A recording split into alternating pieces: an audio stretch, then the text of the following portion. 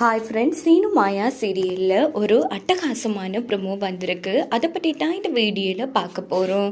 அதுக்கு முன்னாடி நம்ம சேனலை சப்ஸ்கிரைப் பண்ணாதவங்க கீழே இருக்கிற சப்ஸ்கிரைப் பண்ண கிளிக் பண்ணிவிட்டு பக்கத்தில் இருக்கிற பெல் ஐக்கனையும் கிளிக் பண்ணிடுங்க. சரி, வாங்க வீடியோக்குள்ளே போகலாம். இங்கே பார்த்தோன்னா ரகுராம் கார்த்திக் கதையை முடிக்கிறதுக்கே முடிவு பண்ணிட்டாங்கன்னு சொல்லலாம்.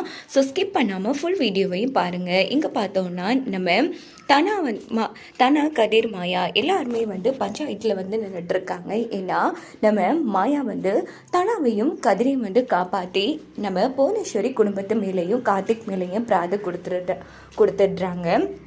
ஸோ அங்கே பார்த்தோன்னா இந்த பக்கம் பஞ்சாயத்தில் எல்லாருமே ஒன்று கூடி நின்றுட்டுருக்காங்க.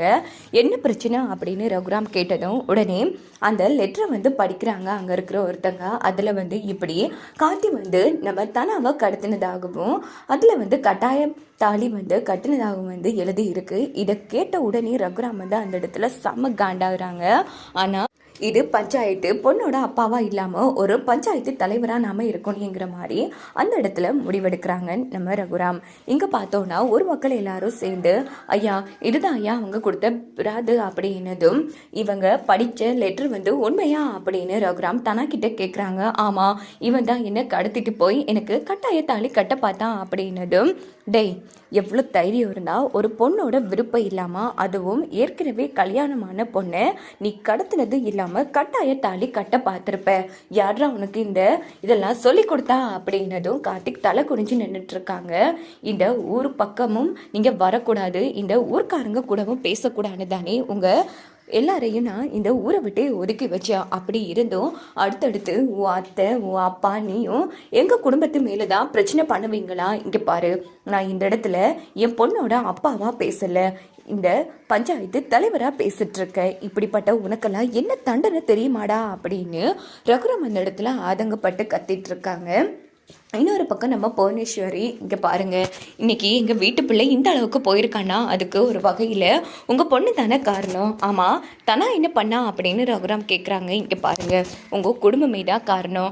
நீங்கள் பாட்டுக்கு ஆசைப்பட்ட மாதிரி தனாவுக்கும் கார்த்திக்கும் கல்யாணம் பண்ணி வச்சுருந்தா இவ்வளோ பிரச்சனை வருமா? இங்கே பாரு, உன் வீட்டு பையனே ஒரு கேடு கட்ட பொறுக்கி அவனுக்கு எங்கள் வீட்டு பொண்ணு கேட்குதா அப்படின்னு ரகுராம் சத்தம் போட்டதும் உடனே ஊர்க்காரங்க ஏமா ஒன்று பேசக்கூடாது, எங்கள் கூட அடி நடக்கக்கூடாது தானே ஊரை விட்டு ஐயா ஒதுக்கி வச்சாரு. பின்ன இருக்குமா மறுபடியும் எங்கள் கூடவே நீ அடிட்டுருக்க அப்படின்னு ஊர்க்காரங்க புவனேஸ்வரி பசுபதியாக அந்த இடத்துல ரொம்ப அசிங்கப்படுத்துகிறாங்க. இந்த பக்கம் பார்த்தோன்னா ரகுராம் இவங்க கூட சேர்த்தும் இவனையும் இந்த ஊரை விட்டு ஒதுக்கி வைக்கணும். இந்த ஊர் பக்கமே அவன் வரக்கூடாது. அப்படி இந்த ஊர் பக்கம் வந்தான்னா கல்லால் அடித்து துரத்திடணும் நாம. அதே போல் அவன் இல்லாமல் போனாலும் நாம் பொறுப்பு கிடையாது அப்படின்னதோ சரிங்க ஐயா, அதான் நீங்கள் கொடுக்குற சரியான தண்டனை அப்படின்னு கார்த்தியை ஊரை விட்டே விரட்டிடுறாங்க நம்ம ரகுராம். ஸோ அன்றைக்கி நைட்டு பார்த்தோன்னா கார்த்திக் அவங்க உடுப்பு மூட்டையெல்லாம் கட்டிகிட்ருக்காங்க. ஏண்டா இப்படியே அவசரப்பட்ட? இப்போ பார்த்தியா கடைசியில் உன்னை ஊரை விட்டே ஒதுக்கி வச்சுட்டாங்க. இந்த பக்கம் வந்தால் கண்டிப்பாக கல்லால் அடிச்சு ஒன்றும் இல்லாமல் பண்ணிடுவாங்க.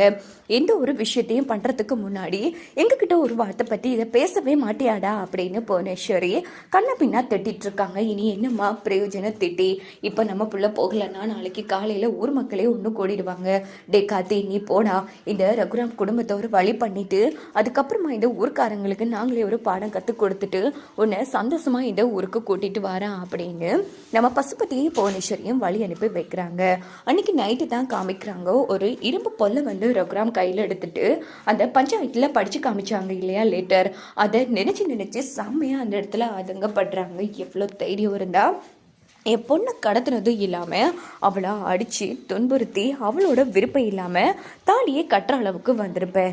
உன்னை விடமாட்டேன்டா, என் கையால் உன் கதையை நான் முடிக்காமல் விடமாட்டேன்டா அப்படின்னு சொல்லி அந்த இடத்துல ரொம்ப ஆதங்கப்படுறாங்க ரகுராம். இங்கே பார்த்தோன்னா கார்த்தி கிளம்புறாங்க. அப்பன்னு பார்த்து கார்த்தி வார வழியிலே ரகுராம் செம்மையாக ஐயனார் போல் போஸ் கொடுத்துட்ருக்காங்க. அப்படின்னு பார்த்து நம்ம ரகுராமை பார்த்த கார்த்திக்கு அந்த இடத்துல செம அதிர்ச்சி ஆகிறாங்க. என்னடா இவர் இப்படி நின்றுட்டு இருக்காரு அப்படின்னு எதுவும் பேசாமல் கிளம்புறாங்க. ஆனால் ரகுராம் அடி அடினா அடிக்கிறாங்க. இதோட இந்த ப்ரோமோ